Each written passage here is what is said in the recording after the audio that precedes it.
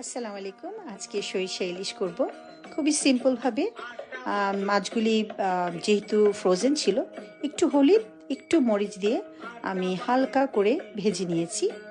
তারপরে আমি সরিষা, শুকনা মরিচ এবং কাঁচা মরিচ, একটু আদা, একটু রসুন, ধনিয়া, জিরা খুবই সামান্য পরিমাণে দিয়ে মশলাটা করিয়ে নিলাম।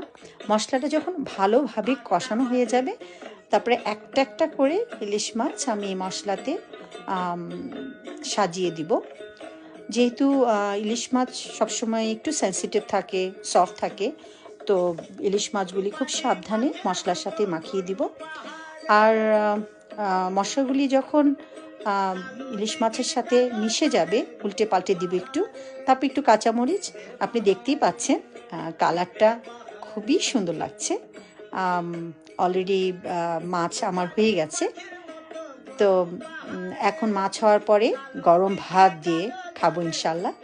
ভালো থাকবেন আপনারা, আবার কথা হবে কখনো। আল্লাহ হাফেজ।